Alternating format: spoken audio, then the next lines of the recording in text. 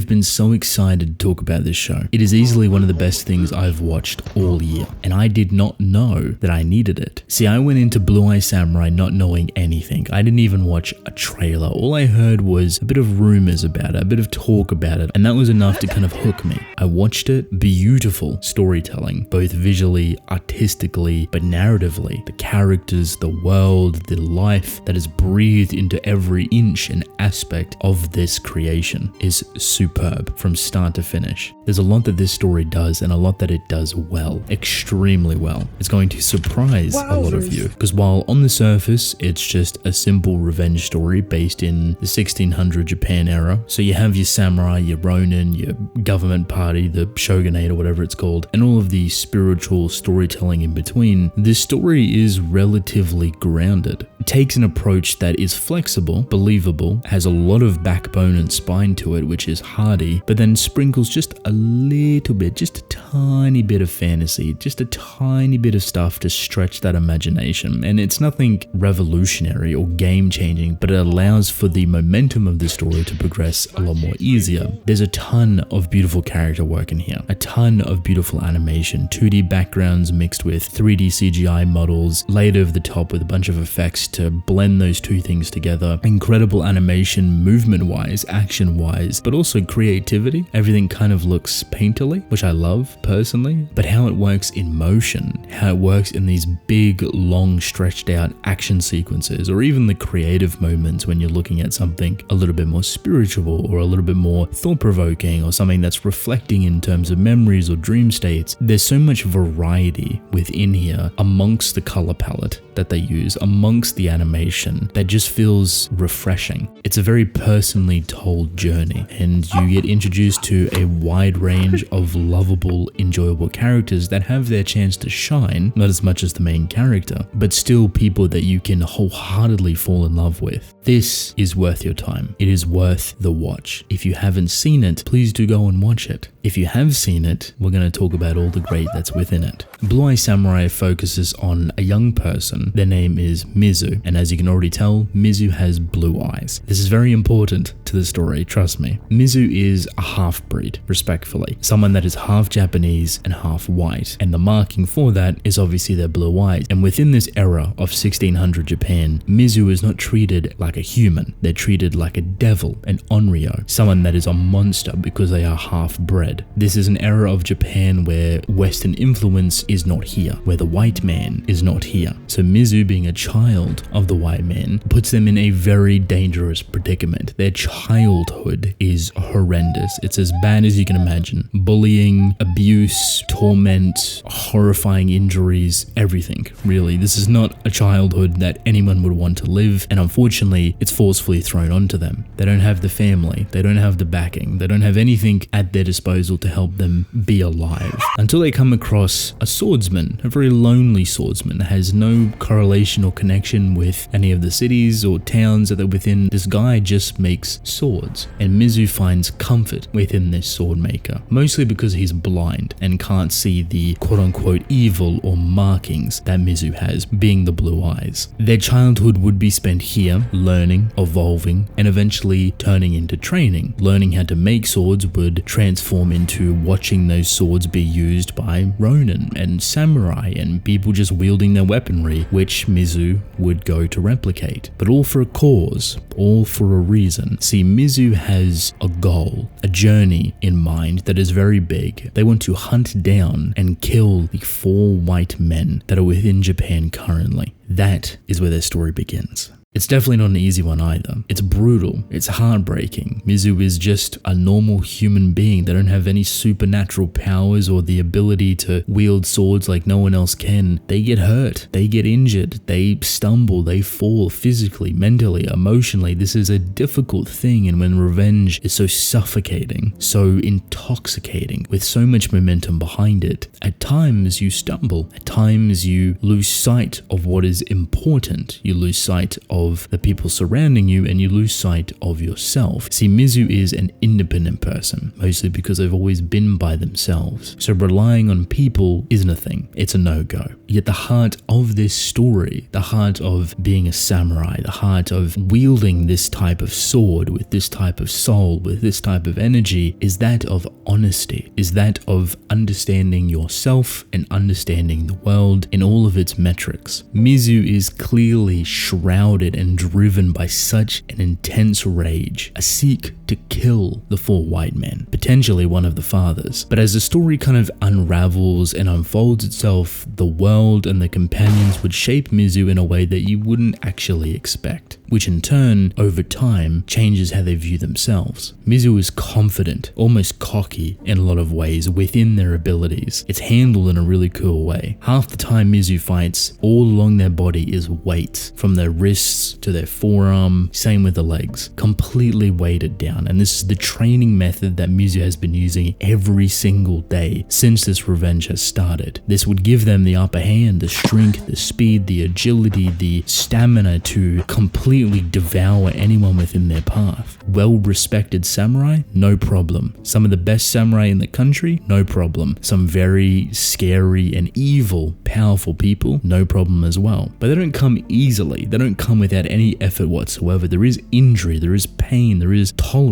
that Mizu can take, and they do get injured. They get obliterated quite often. And the show tends to ground itself in that way just to remind you that Mizu is in fact human. As much as they call Mizu a demon, a monster, an abomination, they are human. What I really love about this show is the connection, the beautiful characters that accompany Mizu, which all have different compelling stories, some more detailed and long-winded than others, right? Ringo is a side companion that Mizu first gets introduced to, someone that's very similar, a reflection to themselves. Ringo is born with a defect. He has no hands. He's barely experienced the world and he's been abused quite heavily because of it. He's considered faulty. Yet he accompanies Mizu after painstakingly trying to convince them that he can be worth their time being an apprentice. And over time, you see Ringo grow on them. Ringo becomes an aid, a help to Mizu, that in some of the most desperate and wild times, Ringo is the one to save them. Ringo is the one to pull through and show the kindness of other people, which is something that Mizu has never really experienced. Ringo isn't the only person, however, because majority of him is comedic relief and we love him for that. There's another character called Taigen who sounds oddly familiar